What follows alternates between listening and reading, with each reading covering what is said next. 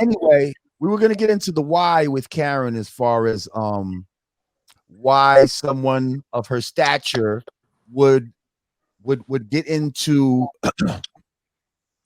basically starting her own label after being so successful as an artist and as a businesswoman in her own right in real estate. What made her now come back into the music world that she kind of, stepped away from because it was kind of, robbing her of her self-identity, if that's fair enough to say. And now come with not just an artist, but a conscious artist. Like what gravitated to you to this particular artist as opposed to MC Tatface down the block, who's just mumbling his lyrics along, and and he's talking about how much promethazine he's just drank this morning. Why not go that way when we know that's a proven business model? That's how they flip houses like that all the time, Karyn. Yes, you are so why right. not flip the house like that as opposed to maybe a slightly more difficult flip? Why would you do that? Wow, it's for the culture. Healing for the culture. I mean, if you haven't been on this planet, for the last year, we all know what has been exposed to the highest degree. I mean, we have, all this white supremacy, hip hop, the music with the WAP, and it's just been really. I think that was a distraction. But as we know, this music has been socially engineered to, for destruction. And so for me, when Derek, I know his dad and him and I did come back in the entertainment industry like maybe 5 years ago. I released we did a film together called Gale in the Storm. It was loosely based on my life. So I'm walking this whole independent journey. So we did that, and we got that was on what was it, Amazon Prime, and it was on some of the cable TV shows. And so I was just, I wasn't looking for this. I mean, who really wants to work with, especially when you think about an artist Akbar's age? He was 24. I'm like, that's a headache. You know what I mean? So and you're not a rapper. You come from the R&B world. What do you know about hip hop? Oh, well, look. What I do know is how to pick the winning stock. I have the ability. Hey. It's funny because what I do, whatever hits me peripherally from the, not really just being in hip hop. Like I love, but the latest was probably Donald Glover. I mean, I knew he was amazing. And my daughter, shout out to Ashley Lewis, who, she just turned 27, and she'll see my playlist and it's like, I didn't know you listened to Donald Glover. This was like 5 years ago. And so I love him, and he's so ultra talented. Also picking people, when I was younger, Kanye, and also who else? I knew he was going to be amazing. And these were just people that I've just, from first off, I knew it immediately. Tupac, Jay-Z, not Jay-Z, J. Cole, Kendrick. So I've always kind of love the top ones, and I don't know why. I don't know. I just kind of saw something special in them. So anyway, Akbar, I was so impressed when his dad played his music. He didn't tell me it was his son, and he played Young Righteous Black Girl. And, I'm listening to it, and I'm just like, wow. I mean, first of all, I'm just like we say bringing knowledge and science, mixing that. Lyrically, I had to get a dictionary to try to figure out what the hell he meant, right? I'm like, so many, just so deep, but then yet it was so spiritual and soulful. So, and what he was saying, I said, oh my God, this is a rapper not talking about popping pills, not talking about killing niggas, strip club. he actually said he's talking about a young righteous black girl. Mm. Uplifting the black woman, the queen, buying farmland and getting married. I'm like, what? I mean, first of all, to be so young and just, not no corny dude, cool. Right.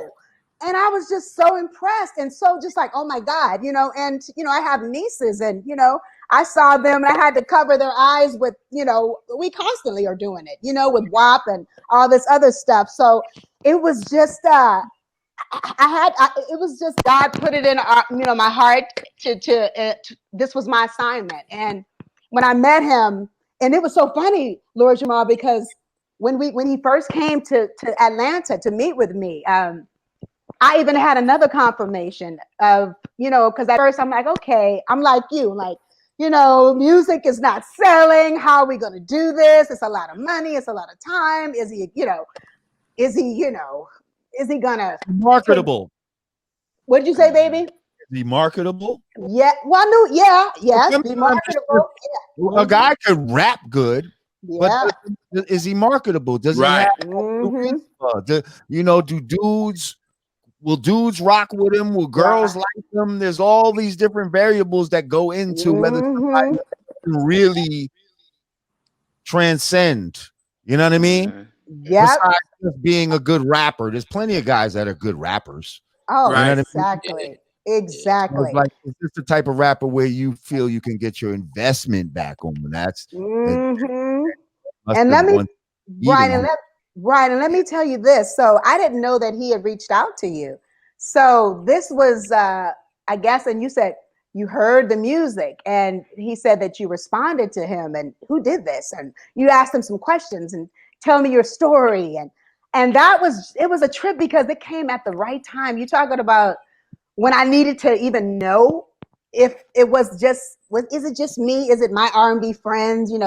I have, legendary friends like O'Brien, who I started business with Don Cornelius, Wow. He started me in the business. He's my brother. And, just several other people that I know, that musicians that, write for Kim. They got #1 records on the charts. I just, Tony, band members. So, but I just kept getting, oh my God. And then when you said it, and it's just, you didn't, and so that is so beautiful that I'm like, Lord Jamar said that? You know what I mean? So that was even a nod to make me just keep, it's, this is what you're supposed to do. And we're here now. Let's hey, turn up. Yeah. And again, it's like I was super impressed that you were doing it. To me, that sent a message like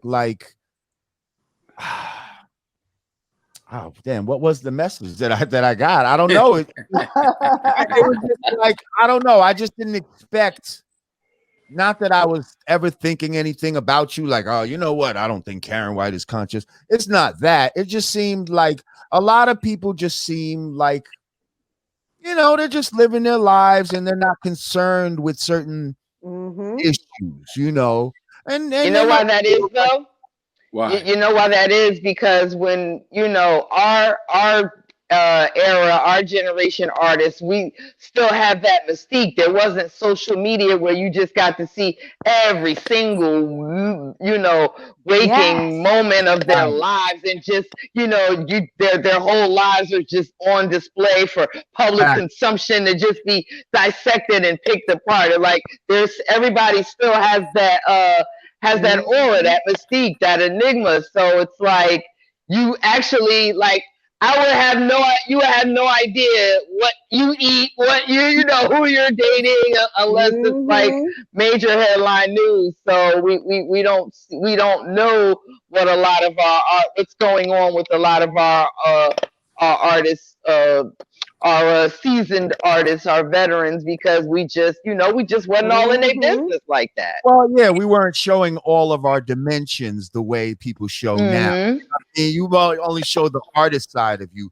You didn't really have to show the person side of you back then. You didn't know your beliefs, unless you were a belief type group like a Brand Nubian or a Public Enemy or something like that. But Other than that, if you were just an artist, nobody knew what you felt about, because they used to have fluff media back then. Remember Right On and shit like that, Karyn? Back they literally would ask you dumb shit like you said, Digga, like, so what do you eat for breakfast and shit like that? Like what's your favorite color? Stupid shit. You know what I mean? I'm like, you want to talk about that? Like, who cares? Like, I don't, you know what I mean? Exactly. Right. Exactly. Now you see everybody, and everybody wants to, display what they're about and feel like they're armchair fucking philosophers, all this type of shit. So yeah, I get it. I understand exactly what you're saying. Yep. So yeah, I was just like, wow, Karyn White. It just kind of seemed out of left field to me. Like, wow, she's super, right? Because he sent me an email. Yeah, he sent me an email, said, "Yo, got your girl Karyn White." I was like, "What?" And yo, and the way Jamar does it, it was just like, "Karyn White, dog, you ready?" I was like, and I think I said Superwoman Karyn White. As soon as he said that, I heard, "I'm not your superwoman." Yeah. I was like, woo! I was like, because when I was in college, and we would watch when BET was half decent, when it was the with Donnie Simpson and all, and they would play Superwoman, and the girls in the dorm, they'd be like, and start singing it. That's it was getting into. I was getting into a lot of arguments because of that damn song. You tell a woman to do something, I'm not gentle. That was the first anthem of man, do it yourself right there. Yeah, but it made sense because it was fair because she was being treated wrong. Exactly. By that guy on the motorcycle. I remember that guy on the motorcycle. The two hotties, huh?